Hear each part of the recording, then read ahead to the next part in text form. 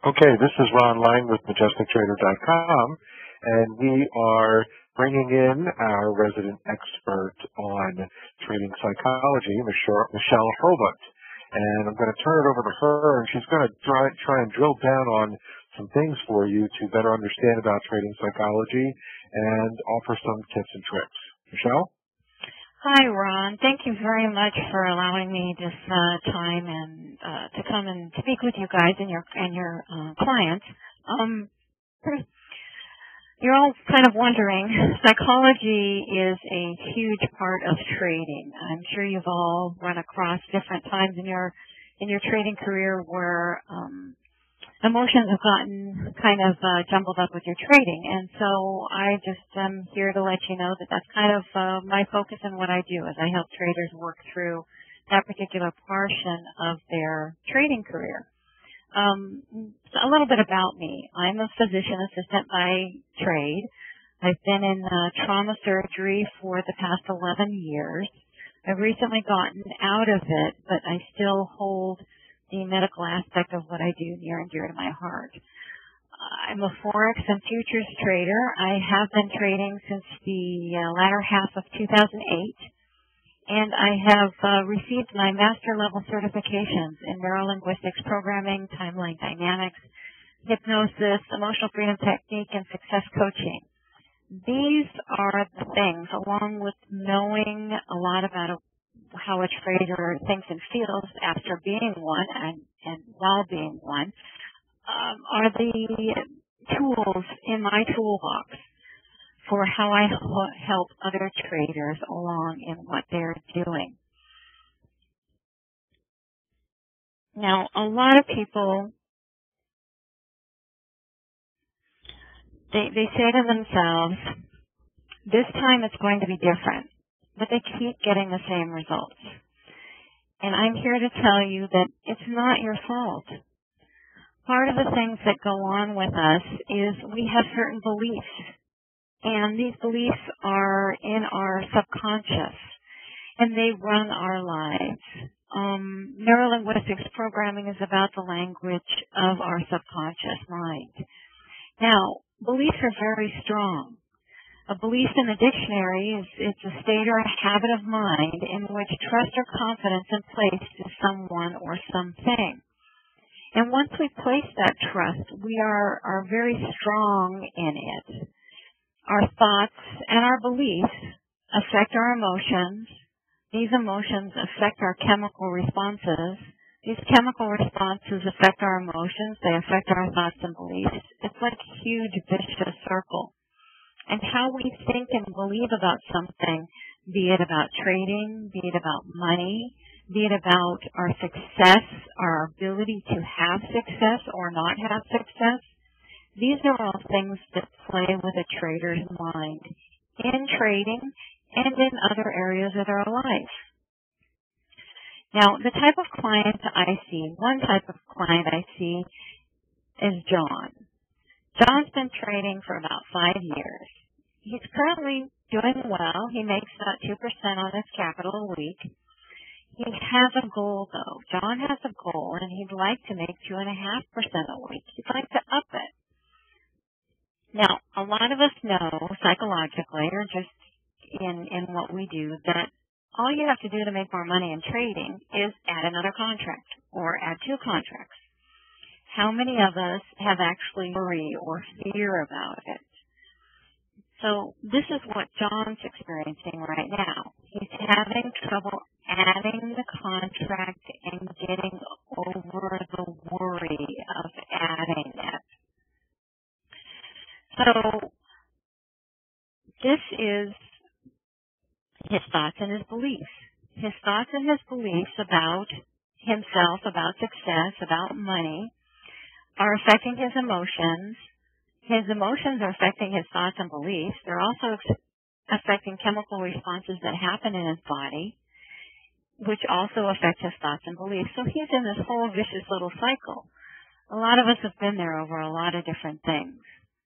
So after working with John for a little bit, he's been able to overcome that worry and angst, and now he's been weak in his portfolio. He's broken through his barrier. He's surpassing his goals, and he's so excited about it. Because not only does this mean that he's achieving these goals, but now he doesn't have the same angst and worry about adding another contract when he wants to up his percentage that he makes a week. When he wants to give himself a raise, he just gives himself a raise. Another type of trader I work with is Amy. Amy's a recent graduate from a trading school. She's read a lot of the books that are out there. She's been playing with her simulated account in things. She's done some stuff live, some stuff in her simulated account, because she wants to move on to making money quickly. She's lost half of her live trading account. It's just gone. And she's frustrated because she enjoys trading so much, but she's not seeing the results that she wants. So what do you guys think's going on in Amy's life?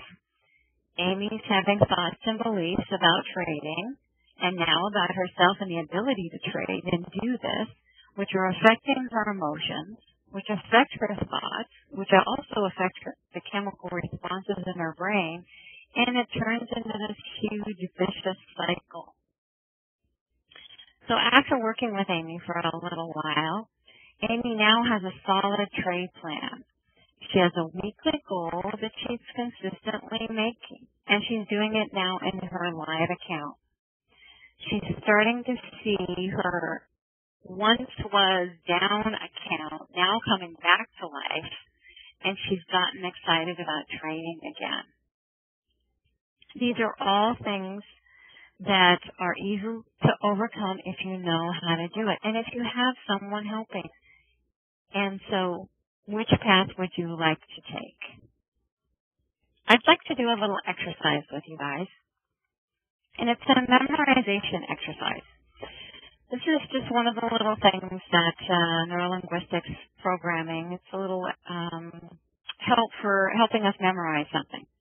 So I'd like you to take something that's on a piece of paper that you may have in front of you, and I'd like you to hold it in your left hand, and I'd like you to hold it so that it's a little bit higher than your eyes, so that your eyes, without turning your head, your eyes literally have to look up to read it. They have to look up and over to the left in order to read it a little bit. And once they've done that, I want you to put it into, obviously, a focus area so that you can see it. And I'd like you to read that sentence to yourself, or whatever's on that piece of paper. Then I'd like you to put down the piece of paper, and I'd like you to look up into that same corner of the room that you were looking at, only without the piece of paper. And I'd like you to see how you can remember what's on that. You can at least remember the first few words that you would not have maybe remembered before. Our brains access certain things in certain areas.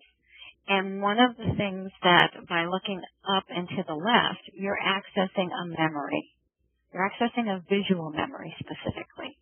And so you're actually going to visualize and see that piece of paper when you do that. It may take you a few attempts to get the whole piece of paper memorized, but it's a beginning, and it will start. And then when you start looking up into that space, you can easily remember whatever it was that was up on that piece of paper. You can do this for any kind of things. Spelling, you can do it for even a certain kind of pattern that you're looking for in your trade plan. And this is an excellent way to expand your brain. It's an excellent way to get in contact with different areas of your brain to help you learn and increase your knowledge. Now, this is pretty much the end of our presentation, but I have a couple of other slides to show you. This kind of tells you a little bit more about me. This is me diving in Cabo San Lucas. I was there recently, and I'm coming up from a canyon. I used to be kind of afraid of going deep under the water. And as you can see, I'm not so afraid of it now. I'm very comfortable with it. And the reason for that lack of fear has been through using my NLP techniques on myself and overcoming some of the worries and anxieties that I had. And these are some of the cool things that I get to see now. This is a goby, and he's such a cute little thing. These are sand falls. I have never seen these before. They're like waterfalls, only of sand, which are now the wonderful things that I get to see because I no longer worry about being under the water. So if anybody has any questions for me or would like to know more about me, here's my contact information.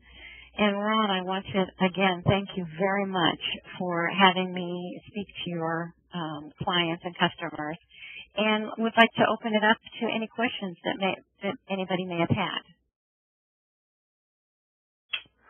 Michele, what about starting the day with the right frame of mind? A lot of people have a lot of things going on in their lives that aren't necessarily affiliated with trading that would affect how they might think or react to trading.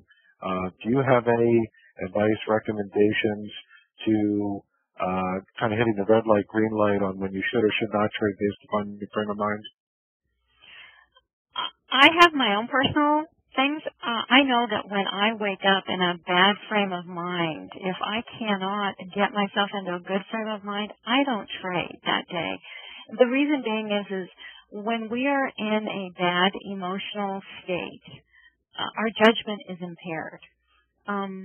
A case in point type of situation is everybody has come across a time when they see a friend that's in a bad state, and the friend cannot figure out how to get themselves out of the problem that they're in. And so they tell us about it. And we, being objective and not in the emotional situation that our friend is in, can easily see a couple of solutions for them. And so we offer our solutions to them. So this is us being non-objective. When we wake up in a not good frame of mind, then we are no longer as objective about trading, and we don't necessarily see the signals that are telling us to take a trade or to not take a trade.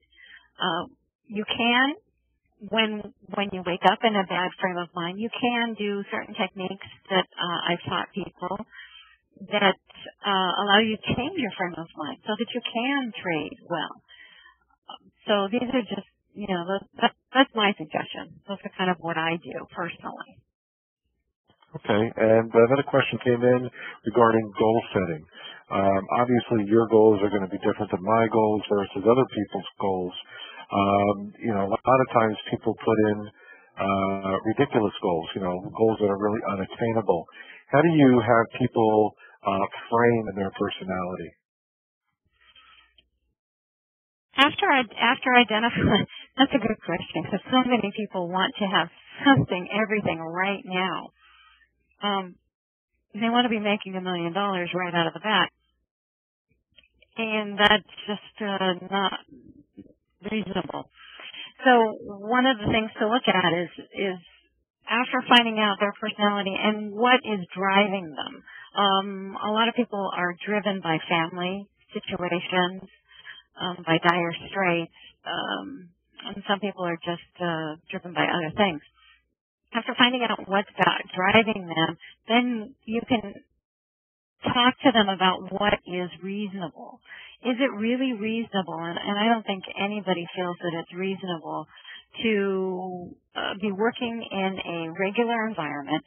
Let's say you have a job and you're making a certain amount every month, and you are doing well at your job, and you feel that because you're doing well, that the company should give you a 50% raise.